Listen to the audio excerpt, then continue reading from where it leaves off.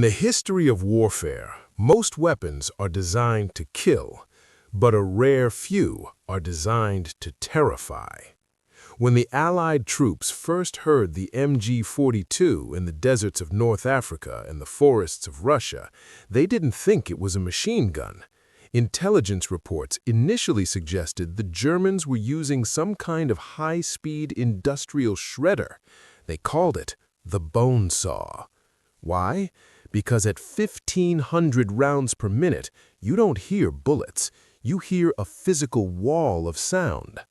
In this first part of our deep dive, we explore how a country restricted by the Treaty of Versailles managed to build the deadliest infantry weapon of the 20th century. This is the story of how the Buzzsaw was born. After World War I, Germany was forbidden from owning heavy machine guns, but German engineers were masters of the workaround. They began developing the concept of the Einheitsmaschinengewehr, the universal machine gun. First came the MG-34. It was a beautiful weapon. It was made of high-grade steel and required hours of hand polishing by master craftsmen. It was the Ferrari of machine guns. But as Hitler began his march across Europe, the MG-34 revealed a fatal flaw. It was too perfect. It was expensive to make, and it hated the mud of the Eastern Front. If a grain of sand got into its delicate clockwork mechanism, it stopped. The German High Command realized they didn't need a Ferrari, they needed a sledgehammer. They needed something that could be built in a basement by an unskilled worker and still fire in a blizzard. In 1942, a company called Grossfuss, which actually specialized in stamped metal lanterns, not guns, won the contract. Their head designer, Werner Gruner, wasn't a gun guy. He was an expert in mass production. Instead of machining the gun out of solid blocks of expensive steel, Gruner stamped it out of cheap sheet metal. This was a revolution. It meant the MG-42 could be manufactured 25% faster and for 30% less cost than the older MG-34. But the ugly stamped exterior hid a heart of pure genius. Most guns use a rotating bolt, like the M1 Garand. But at 1,500 rounds per minute, a rotating bolt would melt or snap. Gruner used two small rollers that slid into grooves in the barrel. This reduced friction to almost zero. It allowed the gun to cycle at speeds that pushed the limits of how fast a mechanical object could move. This wasn't just engineering, it was a physics breakthrough. By 1943, the MG-42 was everywhere, and the Allied soldiers were terrified. The U.S. Army noticed that squads were freezing in place when they heard that ripping sound. They called it Panzer Panic. To combat this, the U.S. War Department produced a famous training film. A narrator with a calm, confident voice told the soldiers, "The MG-42 is a lot of noise, but it's not accurate. It wastes ammunition. You have nothing to fear."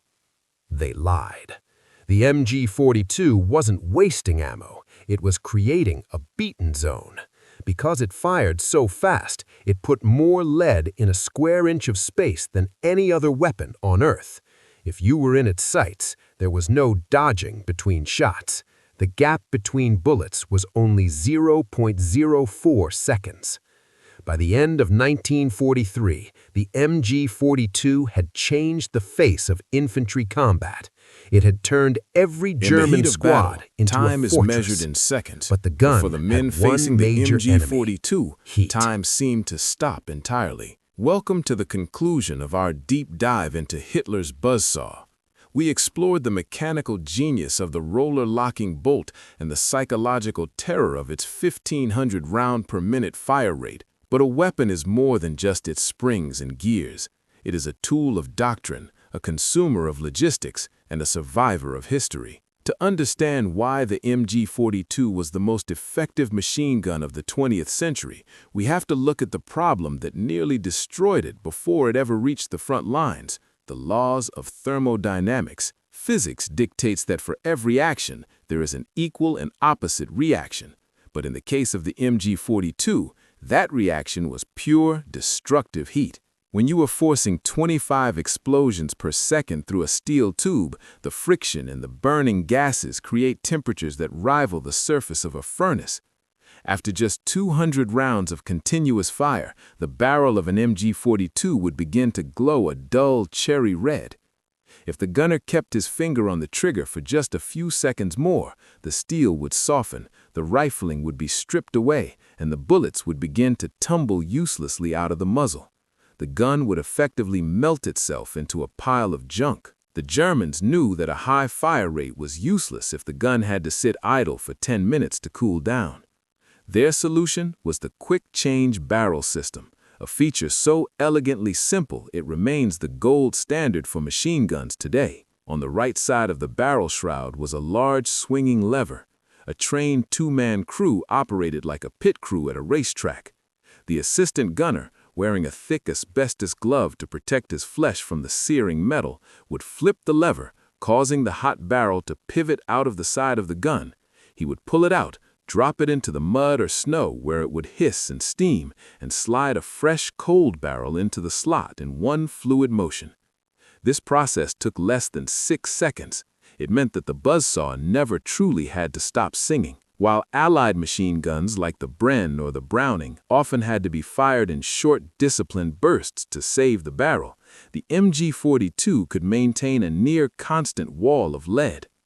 This brings us to the core of German infantry doctrine, the concept of the universal machine gun. Before the MG-42, armies had different guns for different jobs.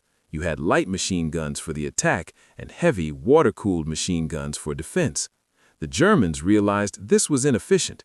They wanted one gun that could do everything. When the MG-42 was mounted on its simple folding bipod, it weighed only 25 pounds. It was light enough for a single man to carry over his shoulder as he ran across a field. In this role, it was a tactical scalpel, providing instant, devastating firepower to clear a trench or suppress a building. But when you took that same gun and locked it into the Lafette 42 tripod, it transformed into a heavy, long-range weapon of mass destruction. The Lafette 42 tripod was a masterpiece of over-engineering. It featured a recoil-absorbing base and a sophisticated optical sight. More importantly, it had an automatic search-fire mechanism. The gunner could set the tripod to automatically sweep a specific area, meaning the gun would move back and forth and up and down on its own as it fired. This allowed the Germans to create what they called a beaten zone, a patch of ground where no human being could survive because the air was quite literally filled with lead. At the Battle of Omaha Beach, it was this combination of the MG-42 and the Lafette 42 tripod that created the greenhouse of death. A single gunner, tucked away in a concrete bunker, could hold down an entire regiment of infantry simply by sweeping the beach in a rhythmic mechanical pattern. The soldiers on the sand weren't being hunted by a man, they were being processed by a machine. But this incredible fire rate came with a massive logistical price tag. The MG-42 was a starving beast that never stopped eating. A single squad could burn through 1,000 rounds of ammunition in less than a minute of sustained fighting. This created a unique problem for the German army. How do you keep the gun fed? The answer changed the very structure of the German infantry squad. In the American army, the squad was built around the rifleman. In the German army, the squad was built around the gun. Every man in a 10-man squad was essentially a servant to the MG-42. The Schütze, or gunner, carried the weapon, but the others carried the spare barrels, the cleaning kits, and the heavy metal boxes of belted 7.92mm ammunition. Even the riflemen, armed with their Kar 98K bolt-action rifles, spent most of their time protecting the machine gun's flanks. If the MG-42 went down, the squad was effectively toothless. This reliance on a single weapon was a gamble, but for most of the war, it was a gamble that paid off. However, the MG-42 had an Achilles heel, the very thing that made it famous.